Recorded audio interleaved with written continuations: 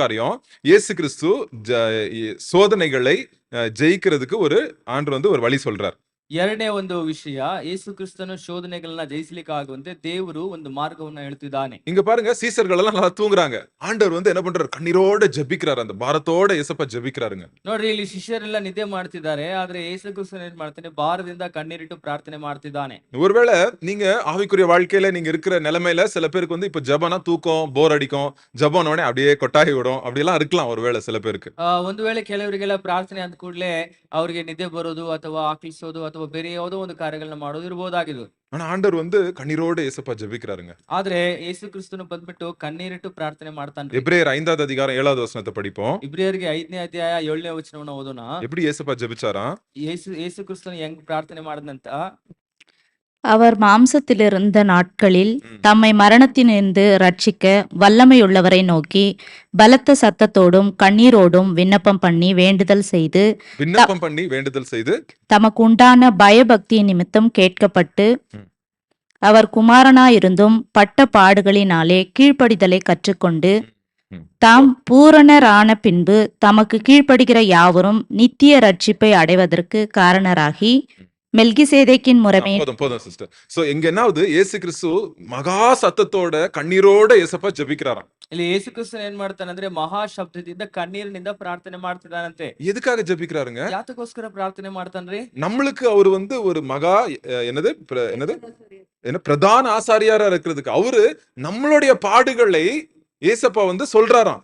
அதுக்காக ஏசப்பா கண்ணீரோட ஜெபிக்கிறாராம். ಅದು ಯಾಕೆ ಯೇಸು ಕ್ರಿಸ್ತನು ಇಷ್ಟು ಕಣ್ಣೀರಿಟ್ಟು ಪ್ರಾರ್ಥನೆ ಮಾಡ್ತಾನಂದ್ರೆ ಒಬ್ಬ ಪ್ರಧಾನ ಯಾಜಕನ ಕರ್ತವ್ಯವನ್ನು ವಹಿಸ್ಲಿಕ್ಕಾಗುವಂತೆ ನಮ್ಮ ದುಗುಡ ಕಷ್ಟಗಳ ಭಾರಗಳನ್ನ ಅಲ್ಲಿ ಪ್ರಾರ್ಥನೆ ಮುಖಾಂತರ ಹೇಳ್ತಿದ್ದಾನೆ. இன்னைக்கு கூட இந்த நேரத்துல இந்த நிமிஷத்துல ஏசப்பா எங்க இருக்காரு? நீங்க சொல்லலாம் பரலோகத்துல இருக்காருன்னு ஈஸியா சொல்லிருவீங்க. பரலோகத்துல என்ன பண்ணிட்டு இருக்காரு? பிதாவின் வலது பார்சல்ல இருந்து என்ன பண்ணிட்டு இருக்காரு ஆண்டவர்? இன்னைக்கும் பரிந்து பேசி கொண்டிருக்கிறார். அப்படின்னா என்னது? அதே ஜெபத்தை தான் ஏசப்பா இன்னும் பண்ணிட்டு இருக்காருங்க. ನೋಡಿ, ಇವತ್ತು ಕೂಡ ಯೇಸು ಕ್ರಿಸ್ತನು ಎಲ್ಲಿದ್ದಾನಂತ ಹೇಳುವಾಗ ಪರಲೋಕದಲ್ಲಿ ಇದ್ದಾನಂತ ಹೇಳ್ಬೋದು. ಅಲ್ಲಿ ನಿಂತ್ಕೊಂಡು ಏನ್ ಮಾಡ್ತಿದ್ದಾನೆ? ನಿಮಗೋಸ್ಕರ ನನಗೋಸ್ಕರ ಬಂದ್ಬಿಟ್ಟು ತಂದೆಯ ಬಳಿಯಲ್ಲಿ ಪ್ರಾರ್ಥನೆಯನ್ನು ಬಿಡ್ತಿದ್ದಾನೆ. ஆண்டவர் சொல்றாரு, ஆண்டவரே, பிதாவே, இது ஏன் பிள்ளை, இது நம்மளுடைய பிள்ளை. ஏன்னா என்ன விசுவாசிக்கிறவங்க, என் மேல விசுவாசம் இருக்கிறவங்க யாருக்கும் வந்து அழிவில்லை, அவங்களுக்கு நித்திய ஜீவன் அப்படின்னு ஆண்டவர் வந்து நம்மளுக்காக பரிந்து பேசி கொண்டிருக்காரு. இன்னும் கொஞ்சம் டைம் கொடுங்க, அவங்க பலவீனத்துல இப்படி பண்ணிடுறாங்க, அவங்க மன்னிச்சிருங்க அப்படின்னு ஆண்டவர் வந்து நம்மளுக்காக பரிந்து பேசுகிற, நம்மளுக்காக மன்றாடுகிற தேவனா இருக்கிறார் ஏசப்பா. ಅದರಿಂದ ಯೇಸು ಕ್ರಿಸ್ತನು ಬಂದ್ಬಿಟ್ಟು ತಂದೆಯ ದೇವರ ಬಳಿ ನಮಗೋಸ್ಕರ ಬಂದ್ಬಿಟ್ಟು ಮಾತನಾಡುವವನಾಗಿದ್ದಾನೆ. ಒಂದು ಅವಕಾಶ ಕೊಡಿ, ಇದು ನನ್ನ ಮಗಳು ಅಂತ ಹೇಳಿ ನಮ್ಮ ಪರವಾಗಿ ಆತನು ಮಾತನಾಡುವವನಾಗಿದ್ದಾನೆ. சோ ஜெபம் பாருங்க, ஆண்டவர் இன்னொரு ஒண்ணு சொல்றாரு. அங்க வந்து நீங்க லூக்கா 22வது அதிகாரத்துல நீங்க திருப்புங்க. ನೋಡಿ, ಮತ್ತೊಂದು ವಿಷಯವನ್ನು ಕೂಡ ಆತನು ಹೇಳ್ತಿದ್ದಾನೆ. ಲೂಕಾನ್ ಸುವಾರ್ತೆ 22ನೇ ಅಧ್ಯಾಯವನ್ನ ನೀವು ತಿರುಗಿಸಿಕೊಳ್ಳ್ರಿ. இது உங்களுக்கு ஆல்ரெடி தெரியும், பட் நான் வந்து நான் சொல்றேன். 2 வாட்டி ஏசப்பா சொல்றாரு. 40வது வசனத்துல சோதனைக்குள்ளே பிரவேசிக்காதபடி விழித்திருந்து ஜெபியுங்கள் அப்படின்னு 40வது வசனத்துல 22:40 சொல்றாரு ஆண்டவர். 22:40ನೇ ವಚನದಲ್ಲಿ ನಿಮ್ಗೆಲ್ಲ ಗೊತ್ತಿರುವಂತ ಅಂಶನೇ ಆದ್ರೂ ಹೇಳ್ತೀನಿ. ಏನಂದ್ರೆ, ನೀವು ಶೋಧನೆಗೆ ಒಳಗಾದಂತೆ ಪ್ರಾರ್ಥನೆ ಮಾಡ್ರಿ ಅಂತ ಹೇಳ್ತಿದ್ದಾನೆ. சோ சோதனை வருது எல்லாருக்கும். ಶೋಧನೆ ಬರುತ್ತೆ ಎಲ್ರಿಗೂ. சோதனைக்கு உள்ள நீங்க போகாதபடிக்கு நீங்க ஜெபிங்க அப்படின்னு ஆண்டவர் சொல்றாருங்க. ಅಲ್ಲಿ ಶೋಧನೆ ಬಂದ್ರೆ ಶೋಧನೆ ಒಳಗೆ ನೀವು ಹೋಗದ ಹಾಗೆ ನೀವು ಅದಕ್ಕೋಸ್ಕರ ಪ್ರಾರ್ಥನೆ ಮಾಡ್ರಿ ಅಂತ ಹೇಳ್ತಿದ್ದಾನ. ஏன் ஜெபிச்சா என்ன வரும் நம்மளுக்கு? ಯಾಕೆ ಪ್ರಾರ್ಥನೆ ಮಾಡಿದ್ರೆ ಏನ್ ಬರುತ್ತೆ ನಮ್ಗೆ? சரி, ஓகே, இன்னொரு ஈஸியா சொல்றேன். ஜிம்முக்கு எதுக்கு போறாங்க பசங்க? ಸರಿ, ಇನ್ನೊಂದು ಸುಲಭವಾದ ಒಂದು ವಿಷಯ ಹೇಳ್ತೀನಿ. ಜಿಮ್ಗೆ ಯಾಕೆ ಹೋಗ್ತಾರೆ ಹುಡುಗರು? பசங்க என்ன பண்றாங்க? ಹುಡುಗರು ಏನ್ ಮಾಡ್ತಾರೆ? அந்த இந்த கையில தூக்குறாங்க, ஒரு வெயிட்டான பொருளை தூக்குறாங்க. தூக்கி என்ன பண்றாங்க? அதை டைட் ஆக்குறாங்க. அந்த மசில்ஸ் டைட் ஆகி அப்படியே வந்து என்ன ஆகுது? அது ಸ್ಟ್ರಾಂಗ್ ಆಗಿರುದಂಗ ಅದು கொஞ்ச ನಾಳ. ಒಂದು ಭಾರವಾದ ವಸ್ತುವನ್ನು ಹಂಗೆ ಎತ್ತಿ ಏನ್ ಮಾಡ್ತಾರೆ ಅಂದ್ರೆ ತಮ್ಮ ಮಸಲ್ಸ್ ನೆಲ್ಲ ಕಂಡಗಳನ್ನೆಲ್ಲ ಗಟ್ಟಿಯಾಗಿ ಮಾಡ್ಕೊತಾರೆ. அந்த மசில்ஸ்க்கு என்ன கொடுக்குறாங்க?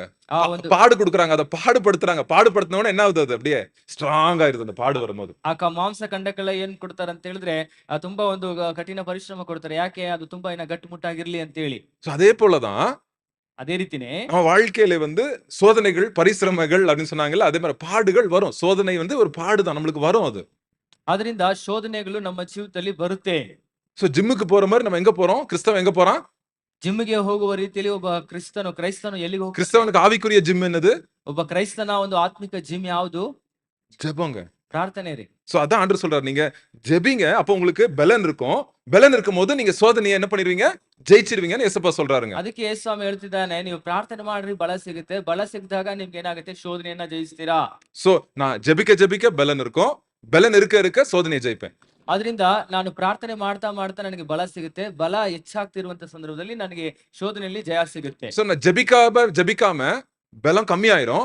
பலம் கம்மியான உடனே சோதனையில நான் என்ன ஆயிருவேன்? நானு சோதனையில விழுந்துருவேன், பாவத்துல விழுந்துருவேன். ಅದರಿಂದ ನಾನು ಪ್ರಾರ್ಥನೆ ಮಾಡದೇ ಇರುವಂತ ಸಂದರ್ಭದಲ್ಲಿ ಬಲಹೀನನಾಗ್ತೀನಿ. ಬಲಹೀನನಾದಾಗ ಶೋಧನೆ ಒಳಗೆ ಹೋಗ್ತೀನಿ. ஜெபம்னா என்னது? ಪ್ರಾರ್ಥನೆ ಅಂದ್ರೆ ಏನು? ஏசப்பா ஆவியோட என் ஆத்மா, ஏசப்பா ஆத்மாவோட ஆவியோட என்னோட ஆவி அப்படியே ஒண்ணாவறது தான் ஜெபங்க. ಅದು ಏನಂದ್ರೆ ಯೇಸಪ್ಪನ ಆತ್ಮದೊಂದಿಗೆ ನಮ್ಮ ಆತ್ಮವು ಮಿಲೀನವಾಗುವುದು, ಐಕ್ಯವಾಗುವುದೇ ಪ್ರಾರ್ಥನೆ ರೀ. ஏன்னா ஆவியானவர் நம்மளுக்குள்ள இருக்கிறாரு. யா- ஆண்டவரே என்ன நிரப்புங்க, என் ஆத்மாட்ட பேசுங்க, எனக்கு கத்துக் கொடுங்க, என்னோட நீங்க வந்து இது பாருங்க இணைங்க அப்படின்னு வந்து ஆண்டர்கிட்ட வந்து ஐக்கியமாறது, அதுதான் ஜெபங்க.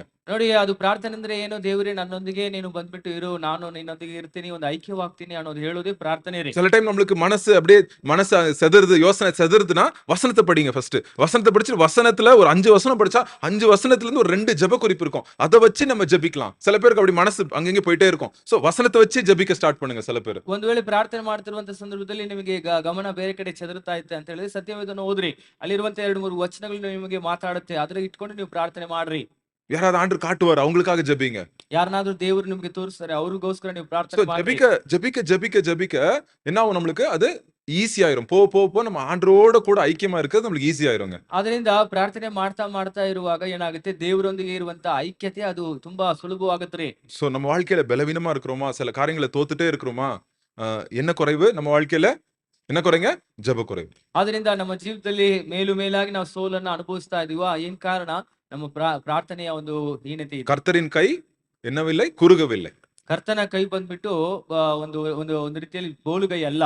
அது கர்த்தருடைய கை வந்து என்னைக்கும் வந்து பலமுள்ள பராக்கிரமமுள்ள கை. அது வந்து குறுகல. சோ ஒருவேளை நம்ம வாழ்க்கையில சில தோல்விகள் வருதுன்னா கர்த்தருடைய கை குறையா இருக்கிறதுனால அல்ல, நம்மளுடைய ஜெப குறைவினால இருக்கலாம். ಅದರಿಂದ ಕರ್ತನ ಹಸ್ತವು, ದೇವರ ಹಸ್ತವು ಬಂದ್ಬಿಟ್ಟು ಅದು ಕುಗ್ಗಿ ಹೋಗೋದಿಲ್ಲ. ಬದಲಾಗಿ ನಮ್ಮ ಪ್ರಾರ್ಥನೆ ಹೀನತೆ